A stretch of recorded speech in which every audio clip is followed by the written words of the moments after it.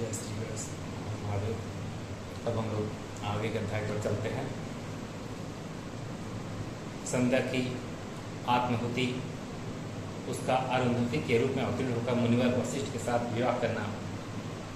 संध्या की आत्महुति, संध्या जो थी वो यज्ञ में आत्महुति पर कर ली, उसके बाद उन्होंने अरुंधति के रूप में अवतीर्ण हुए, दोबारा उन्होंने जन्म लिया।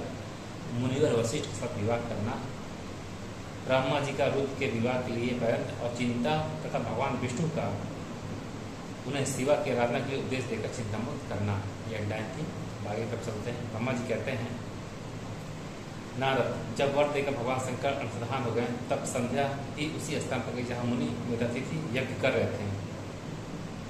भगवान शंकर की कृपा से उसे किसी ने वहाँ नहीं देखा। उसने उस तेजस्वी ब्रह्मचारी का स्मरण किया जिसने उसके लिए तपस्या की विधि का उपदेश दिया था। महामुनि पूर्व काल में महर्षि वशिष्ठ ने मुझ परमेष्टि की आज्ञा से एक तेजस्वी ब्रह्मचारी का वेश धारण करके उसे तपस्या करने के लिए उपयोगी नियमों को उपदेश दिया था। संध्या अपने को तपस्या का उपदेश देने वाले उन्हीं ब्रह्मचारी ब्राह्मण वशिष्ठ को पति रूप में मन में रखकर उस महायज्ञ में प्रज्वलित अग्नि के समीप गई। उसमें भगवान शंकर की कृपा से मुनियों ने उसे नहीं देखा। ब्रह्मा जी का पुत्री बड़े हर्ष के साथ उस अग्नि में प्रविष्ट हो गई। उसका पुरोडा समय शरीर तत्काल दग्ध हो गया। उस पुरोडास की अलक्षित गंध सब और फैल गई। अग्नि के भगवान शंकर की अग्नि ने भगवान शंकर की आज्ञा से उसके सुवर्ण जैसे शरीर को जलाकर शुद्ध करके पुनः सूर्य मंडल पहुंचा दिया। तब सूर्य ने पितरों देवताओं के कृत्य के लिए उसे दो भागों में विभक्त करके अपने रथ में स्थापित किया। मुनीश्वर, उसके शरीर का ऊपरी भाग प्रातः संध्या हुआ, जो दिन और रात के बीच में पड़ने वाली आदि संध्या है। तब उसके शरीर का शेष भाग शाम संध्या हुआ, जो दिन और रात के मध्य में होने वाली अंतिम संध्या है। शाम संध्या सदा ही पितृ प्रसन्नता प्रदान करने वाली होती है। सूर्योदय से पहले जब अरुणोदय हो, प्राची के क्षितिज में लाली छा जाए, तब प्रातः संध्या प्रकट होती है, जो देवताओं को प्रसन्न करने वाली है। जब लाल कमल के समान सूर्य अस्त हो जाते हैं, उसी समय सदा शाम संध्या का उदय होता है, जो पितरों को आनंद प्रदान करने वाला है। परम दयालु भगवान शिव ने उसके मन सहित प्राणों को दिव्य शरीर से युक्त देहधारी बना दिया। जब मुनि के यज्ञ की समाप्ति का अवसर आया, तब वह अग्नि की ज्वाला में महर्षि मेधातिथि को तपाए हुआ स्वर्ण किसी कांति वाली पुत्री के रूप में प्राप्त हुई। मुनि ने बड़े आमोद के साथ उस समय उस पुत्री को ग्रहण किया। उन्होंने यज्ञ के लिए उसे नहलाकर अपनी गोद में बिठा लिया। शिष्यों से घिरे हुए महामुनि मेधातिथि को वहाँ बड़ा आनंद प्राप्त हुआ। उन्होंने उसका नाम अरुंधति रखा। वह किसी भी कारण से धर्म का अवरोध नहीं करती थी, अतः उसी गुण के कारण उसने स्वयं या त्रिभुवन विख्यात नाम प्राप्त किया। दिवस से यज्ञ को समाप्त करके कृत हुए मुनि पुत्री की प्राप्ति होने से बहुत प्रसन्न थे और अपने शिष्यों के साथ आश्रम में रहकर सदा उसी का लालन पालन करते थे। देवी अरुंधति चंद्रभागा नदी के तट पर ताप सारण्य के भीतर मुनिवर मेधातिथि के उस आश्रम में धीरे धीरे बड़ी होने लगी। जब वह विवाह के योग हो गई, तब मैंने विष्णु तथा महेश्वर ने मिलकर मुझे ब्रह्मा के पुत्र वशिष्ठ के साथ उसका विवाह करा दिया। ब्रह्मा, विष्णु तथा महेश के हाथों से निकले हुए जल से सिप्रा आदि 7 क्रम पवित्र नदियाँ उत्पन्न हुई। मुनि मेधातिथि की पुत्री महासाध्वी अरुंधति समस्त पवित्रताओं में श्रेष्ठ थी। वह महर्षि वशिष्ठ को पति रूप में पाकर उनके साथ बड़ी शोभा पाने लगी। उससे शक्ति आदि शुद्ध श्रेष्ठ पुत्र उत्पन्न हुए। मुनिश्रेष्ठ वह प्रियतम पति वशिष्ठ को पाकर विशेष शोभा पाने लगे। मुनि शिरोमणि, इस प्रकार मैंने तुम्हारे समस्त संध्या के पवित्र चैत्र का वर्णन किया है, जो समस्त कामनाओं के फलों को देने वाला परम पावन और दिव्य है। जो स्त्री या शुभ व्रत का आचरण करने वाला पुरुष इस प्रसंग को सुनता है, वह संपूर्ण कामनाओं को प्राप्त कर लेता है। इसमें अन्यथा विचार करने की आवश्यकता नहीं है। प्रजापति ब्रह्मा जी की आवाज़ सुनकर नारद जी का मन प्रसन्न हो गया और वे इस प्रकार बोले। नारद जी ने कहा, ब्राह्मण, आपने अरुंधति की तथा पूर्व जन्म में उसकी स्वरूपता संध्या की बड़ी उत्तम दिव्य कथा सुनाई, जो शिव भक्त की प्रीति करने वाली है, सर्वधर्मज्ञ। अब आप भगवान शिव के उस परम पवित्र चरित्र को वर्णन कीजिए, जो दूसरों के पापों का विनाश करने वाला उत्तम एवं मंगलदायक है। जब कामदेव रथ से विवाह करके हर्षपूर्वक चला गया, दक्ष आदि अन्य मुनि भी जब अपने अपने स्थान पर आ रहे और जब संध्या तपस्या करने के लिए चली गई, उसके बाद वहाँ क्या हुआ? ब्रह्मा जी बोले, ब्रह्मा जी ने कहा, विप्र और नारद, तुम धन्य हो, भगवान शिव को सेवक हो, अतः शिव की लीला से युक्त जो उनका सुख चरित है उसे भक्त पूर्वक सुनो। पूर्व काल में मैं एक बार जब मुंह में पड़ गया, भगवान शंकर ने मेरा उपहास किया, तब मुझे बड़ा क्षोभ हुआ था। वस्तुतः शिव की माया ने मुझे मोह लिया था, इसलिए मैं भगवान शिव के प्रति ईर्ष्या करने लगा। किस प्रकार सो बताता हूँ, सुनो। मैं उस स्थान पर गया जहाँ दक्ष राज मुनि उपस्थित थे। वही रति के साथ कामदेव भी था। उस समय मैंने बड़ी प्रसन्नता के साथ दक्ष तथा दूसरे पुत्रों को बोली करके वार्तालाप आरंभ किया। उस वार्तालाप के समय मैं शिव की माया से पूर्णतः मोहित था। अतः मैंने कहा, पुत्रों, तुम्हें ऐसा प्रयत्न करना चाहिए जिससे महादेव जी किसी कमनीय कांति वाले स्त्री का पाणी ग्रहण करें। इसके बाद मैंने भगवान शिव को मोहित करने का भार रति सहित कामदेव को सौंपा। कामदेव ने मेरी आज्ञा मानकर कहा, प्रभु, सुंदरी स्त्री ही मेरा अस्त्र है, अतः शिव जी को मोहित करने के लिए किसी नारी की सृष्टि कीजिए।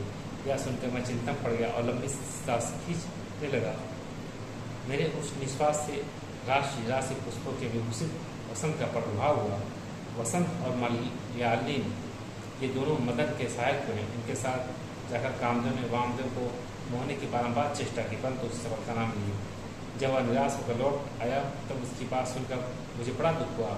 उस समय मेरे मुख से जो निश्वास वायु चली उससे मार्गों की उत्पत्ति हुई। उन्हें मदन की सहायता की आदेश देकर मैंने पुनः उन सबको शिव जी पर भेजा, परंतु महान प्रयत्न करने पर भी भगवान शिव को मुँह में न डाल सके।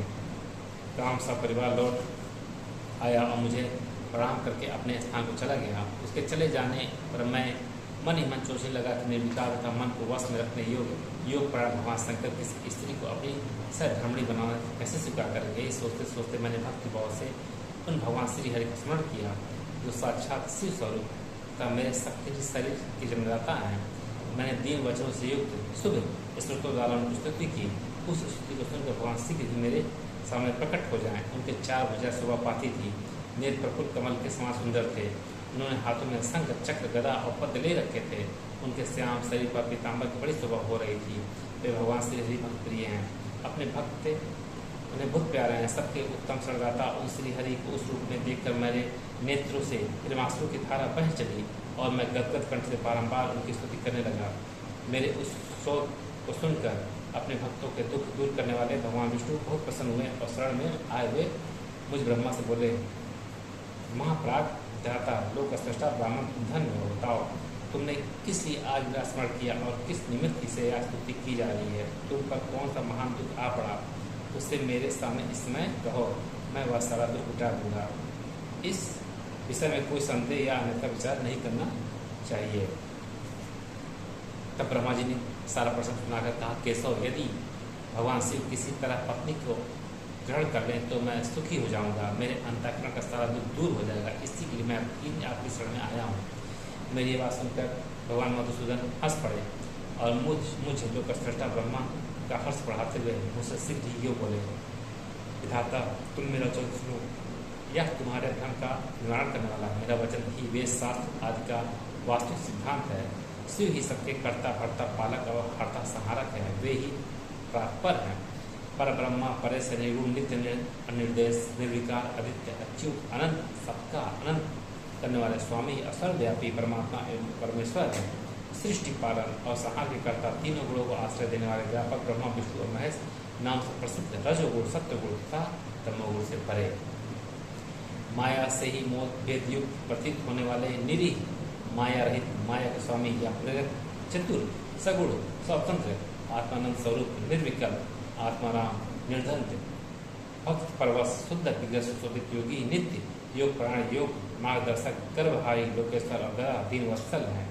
तुम उन्हीं को की शरण में जाओ, सर्वात्मना शंभु को भजन करो, इससे संतुष्ट होकर वे तुम्हारा कल्याण करेंगे। ब्राह्मण, यदि तुम्हारे मन में यह विचार हो कि शंकर पत्नी का प्राण ग्रहण करें तो शिवा को प्रसन्न करने के उद्देश्य से शिव का स्मरण करते हुए उत्तम तपस्या करो। अपने उस मनोरथ को ध्यान हृदय में रखते हुए देवी शिवा का ध्यान करो। वे देवेश्वरी यदि प्रसन्न हो जाएं तो सारा कार्य सिद्ध कर देगी। यदि शिवा सगुण रूप से अवतार ग्रहण करके लोक में किसी की पुत्री हो, मानव शरीर ग्रहण करे तो वे निश्चय ही महादेव जी की पत्नी हो सकती है। ब्राह्मण, तुम दक्ष को आज्ञा दो, वे भगवान शिव के लिए पत्नी का उत्पादक करने के निमित्त स्वतः भक्ति भाव से प्रयत्नपूर्वक तपस्या करे। तार शिवा और शिव दोनों को भक्त के अधीन जाना चाहिए। वे निर्गुण पर ब्रह्मा स्वरूप होते हुए भी स्वेच्छा से सगुण हो जाते हैं। विदेह भगवान शिव की इच्छा से प्रकट हुए। हम दोनों ने जब उनसे प्रार्थना की थी तब पूर्व काल में भगवान शंकर ने जो बात कही थी उसे याद करो। ब्राह्मण अपनी शक्ति के सुंदर लीला विहार करने वाले निर्गुण शिव ने स्वेच्छा से सगुण होकर मुझको और तुमको प्रकट करने के पश्चात तुम्हें तो सृष्टिकार करने का आदेश दिया और उमा सहित उन अविनाशी सृष्टिकर्ता प्रभु ने मुझे उस सृष्टि के पालन का कार्य सौंपा।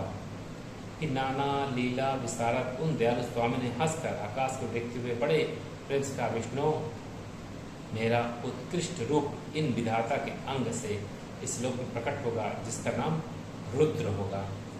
रुद्र का रूप ऐसा ही होगा जैसा मेरा है, वह मेरा पूर्ण रूप होगा। तुम दोनों को सदा उसकी पूजा करनी चाहिए। वह तुम दोनों के संपूर्ण मनोरथों की सिद्धि करने वाला होगा। वही जगत का प्रलय करने वाला होगा। वह समस्त गुणों का दृष्टा, निर्विशेष एवं उत्तम योग का पालक होगा। यद्यपि तीनों देवता मेरे ही रूप हैं तथापि विशेषता रुद्र मेरा पूर्ण रूप होगा। पुत्रों, देवी उमा के भी 3 रूप होंगे। एक रूप का नाम लक्ष्मी होगा जो इन श्री हरि की पत्नी होगी। दूसरा रूप ब्रह्म पत्नी सरस्वती हैं। तीसरा रूप सती के नाम से प्रसिद्ध होगा। सती उमा का पूर्ण रूप होंगी, वे ही भावी रुद्र की पत्नी होंगी। ऐसा कहकर भगवान महेश्वर हम पर कृपा करने के पश्चात वहाँ से अंतर्धान हो गए और हम दोनों सुखपूर्वक अपने अपने कार्य में लग गए। ब्राह्मण समय पाकर मैं और तुम दोनों सप्तनिक हो गए और साक्षात भगवान शंकर रुद्र नाम से अवतीर्ण हुए। वे इस समय कैलाश पर्वत पर निवास करते हैं। ब्रजेश्वर, अब शिवा भी सती नाम से अवतीर्ण होने वाली है तथा तुम्हें उनके उत्पादन के लिए ही यत्न करना चाहिए। ऐसा कहकर मुझ पर बड़ी भारी दया करके भगवान विष्णु अंतर्धान हो गए और मुझे उनकी बातें सुनकर बड़ा आनंद प्राप्त हुआ।